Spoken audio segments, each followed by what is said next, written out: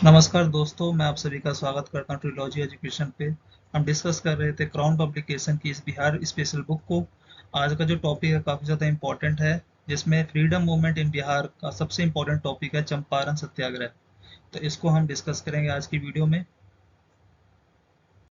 तो चंपारण बहुत ही ज़्यादा हिस्टोरिकली सिग्निफिकेंट रहा है, क्योंकि जब गांधी जी भारत लौटे थे तो साउथ अफ्रीका से, तो उन्होंने सबसे पहले अपना जो नया वेपन था सत्याग्रह का, भारतीय जमीन पर यहीं पे इस्तेमाल किया था, चंपारण में। तो सत्याग्रह का इस्तेमाल उन्होंने साउथ अफ्रीका में भी किया था, जिसमें वो काफ़ी हद तक सफल रहे थे। तो गांधी जी कब लौटे थे साउथ अफ्रीका से? 9 जनवरी 1915 को, जिसे प्रवासी भारतीय दिवस के रूप में हर साल मनाया जाता है।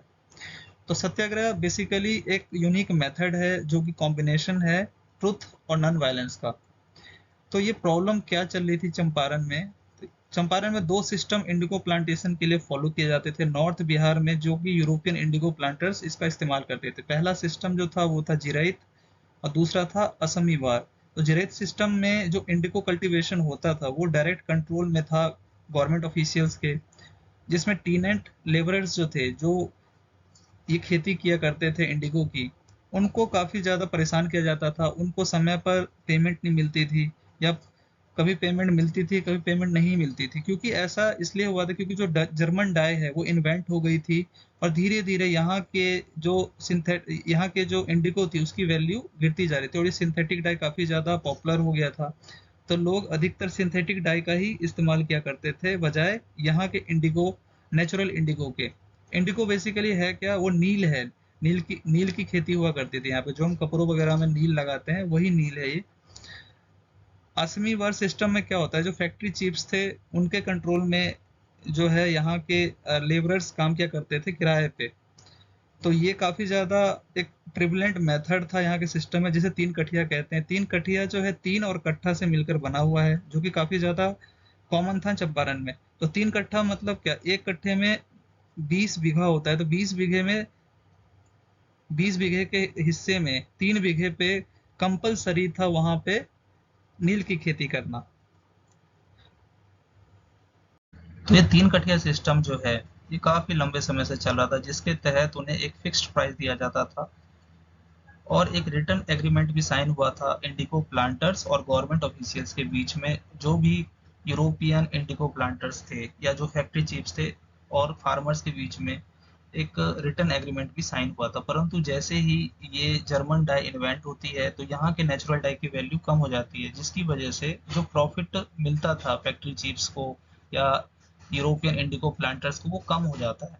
तो उसका मुकाबला करने के लिए वो यहाँ के प्लांटर्स को डराते धमकाते हैं कि अपने जो लैंड है, जो भी ये जहाँ पे आप ये खेती कर रहे हो इंडिगो की, उसे 3 कट्ठे की जगह पूरा ही उसे इंडिगो लैंड बना दीजिए।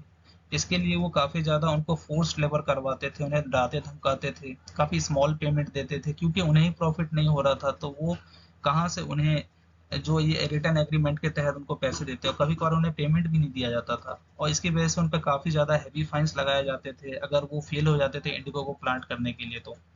तो इसकी वजह से काफी कई बार प्रोटेस्ट भी होता है, लेकिन उनके ग्रीवेंसेस को काफी दबा दिया जाता है, उनकी ग्रीवेंसेस को सुनने वाला कोई भी नहीं होता। तो यहाँ पे रोल आता है राजकुमार शुक्ला का। राजकुमार शुक्ला जो है एक लीडर है चंपारण के, जिन्होंने मैनेज किया था गांधी जी को चंपारण लाने के लिए। वो गांधी जी से लखनऊ के सेशन में मिलते हैं, कांग्रेस का लखनऊ सेशन हुआ था दिसंबर 1916 में। तो वहां पे इन्होंने ग्रीवियंस रखा था इंडिगो ग्रोवर्स की, तो एक रेजोल्यूशन भी मूव किया गया था ब्रज किशोर प्रसाद के द्वारा।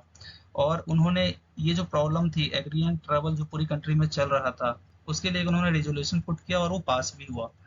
इसी सेशन में कुछ बिहार के डेलीगेट्स भी जाते हैं। राजकुमार पर्टिकुलरली गांधी से जाके विजिट करते हैं, उनसे मिलते हैं, और वो चाहते हैं कि किसी भी तरह यहाँ पे जो प्रॉब्लम चल रही थी चंपारण में उसका वो विटनेस बने, वो यहाँ आकर देखें। और गांधी जी भी उन्हें प्रॉमिस करते हैं कि वो चंपारण का टूर जरूर करेंगे। तो राजकुमार शुक्ला जो अगली बार उनसे कलकत्ता में मिलते हैं, और गांधी जी और राजकुमार शुक्ला 9 अप्रैल 1917 को पटना के लिए पटना पहुंच जाते हैं नेक्स्ट मॉर्निंग। और उसके बाद वो मुजफ्फरपुर आते हैं। सेम नाइट में वो निकल जाते हैं, दोनों प्रोसीड कर जाते हैं मुजफ्फरपुर के लिए। तो 10 अप्रैल 1917 को गांधी जी पहुंचते हैं मुजफ्फरपुर, और उसी रात वो मिलते हैं जेबीबी कॉलेज के स्टूडेंटों से। और आचार्य कृपलानी जो उनका काफी ज्यादा वेलकम करते हैं। 14 अप्रैल तक गांधी जी जो सिचुएशन चल रही थी चंपारण में उसको एनालाइज करने की कोशिश करते हैं। वो मिलते हैं मेंबर्स ऑफ प्लांटर्स एसोसिएशन से जाके, ताकि इनको प्रॉपर इंफॉर्मेशन मिल सके कि बेसिकली प्रॉब्लम क्या चल रही है चंपारण में। तो गांधी जी फिर पहुंचते हैं 15 अप्रैल को मोतिहारी। जो गवर्नमेंट है उनको बिल्कुल भी पसंद नहीं आता गांधी जी का इस तरह से ये जो एग्रोरियन ट्रेवल चल रही है उसमें एक इस तरह का इन्वेस्टिगेशन करना। तो मजिस्ट्रेट जो थे उन्होंने ऑर्डर कर दिया कि इन्हें विलेज में एंट्री ना मिले, और एक केस भी लॉन्च होता है इनके खिलाफ 18 अप्रैल को। गांधी जी लेकिन अपने जो इरादे थे वो साफ कर देते हैं कि उनका इरादा क्या है चंपारण में आने का, और वो मना कर देते हैं चंपारण को छोड़ने से। इसके बाद जब तक उन्हें टोटल इन्फॉर्मेशन मिल नहीं जाता कि यहाँ की प्रॉब्लम क्या है, जब तक वो यहाँ से लीव नहीं करेंगे, और गवर्नमेंट ऑर्डर को वो डिफाई कर देते हैं, मना कर देते हैं और अनाउंस करते हैं कि किसी भी तरह का जो कॉन्सिक्वेंसेस होंगे उसको वो फेस करने के लिए तैयार हैं। तो इस ग्रेविटी को देखते हुए जो गवर्नमेंट है वो अपना केस वापस ले लेती है 20 अप्रैल को, और ये फर्स्ट फेज ऑफ सक्सेस कहा जाता है गांधी जी के लिए। गवर्नमेंट मशीनरी जो थी बिल्कुल कंफ्यूज हो जाती है ये जोश देख के फार्मर्स का, और जो एक्टिविटीज हो रही थी गांधी जी के एसोसिएट्स के द्वारा। गांधी जी के साथ कौन कौन एसोसिएट्स थे? राजकुमार शुक्ला, जेबी कृपलानी, राजेंद्र प्रसाद, एन पारेख, एम देसाई, ब्रजकिशोर प्रसाद और मजरूल हक। इन्होंने काफी ज्यादा अहम भूमिका निभाए थे इस पूरे चंपारण सत्याग्रह में। तो जो लेफ्टिनेंट गवर्नर है वहाँ के सर एडवर्ड गेट, उन्होंने कुछ इमीडिएट कंस्ट्रक्टिव स्टेप्स लिए ताकि ये प्रॉब्लम सॉल्व हो पाए। तो इसके लिए उन्होंने एक कमेटी बनाई, चंपारण इंक्वायरी कमेटी, और उन्होंने कहा कि इसमें एक इन्वेस्टिगेशन किया जाए और एक रिपोर्ट दिया जाए एग्रेरियन कंडीशंस को लेके कि इंडिको की प्रॉब्लम क्या चल रही है। तो गांधी जी को भी इसका एक मेंबर बनाया जाता है इस कमेटी का, पर वो एक कंडीशन पे इसके मेंबर बनते, वो चाहते हैं कि उन्हें फ्री रखा जाए कंसल्टेशन के लिए विथ हिज एसोसिएट्स, यानी वो और उनके जो एसोसिएट्स हैं वो अपने तरीके से जो है इस पूरे केस को हैंडल करेंगे। तो इस पूरे इंक्वायरी में उन्हें बिल्कुल फ्री रखा जाता है कंसल्टेशन के लिए। तो कमेटी के रिकमेंडेशन पे चंपारण एग्रीमेंट बिल को प्रेजेंट किया जाता है लेजिस्लेटिव काउंसिल में 29 नवंबर 1917 को, और चंपारण एग्रीमेंट एक्ट पास हो जाता है जब उस पर सिग्नेचर करते हैं लेफ्टिनेंट गवर्नर 1 मई 1918 को। और इसी के साथ ये जो इंडिगो की प्रॉब्लम चल रही थी वो समाप्त हो जाती है।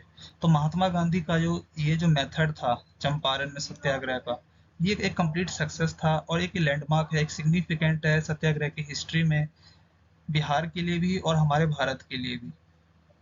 कुछ वेलफेयर वर्क भी किए गए थे गांधी जी के द्वारा चंपारण में, क्योंकि जब ये पूरा इन्वेस्टिगेशन चल रहा था गांधी जी के द्वारा तो वो जानते थे कि यहाँ के लोगों की काफी ज्यादा प्रॉब्लम है, वो गरीब है काफी ज्यादा। पॉवर्टी, इलिटरेसी, इग्नोरेंस और सोशल फैब्रिक जो है यहाँ के लोगों का काफी ज्यादा कमजोर है, काफी लोग यहाँ के गरीब है, कम पढ़े लिखे हैं, इसलिए इन्हें इग्नोर किया जाता है। तो गांधी जी एक बार विजिट करते हैं कस्तूरबा गांधी के साथ यहाँ पर नवंबर 8 1917 को, ताकि लोगों को ये जितनी भी प्रॉब्लम्स है, ये सोशल इविल्स है, उससे उनको छुटकारा मिल सके। और बॉम्बे, कर्नाटक और महाराष्ट्र से कुछ सोशल वर्कर्स भी यहाँ पे विजिट करते हैं, और पहला स्कूल खोला जाता है बरहरवा लखन सेन, जो कि 20 माइल ईस्ट है मोतिहारी से। ये खोला जाता है 14 नवंबर 1917 को, और 20 नवंबर 1917 को एक और स्कूल खोला जाता है भितरवा, नेपाल तराई के पास। और ये जो वॉलंटियर्स थे जो इन्होंने यहाँ पे एजुकेशन के लिए काम किया, सैनिटेशन के लिए काम किया, हेल्थ के लिए काम किया, तो चंपारण में एक फीलिंग आती है चेंज की। लोगों को काफी ज्यादा पसंद आता है कि उन्हें एक चेंज देखने को मिलता है अपनी लाइफ में।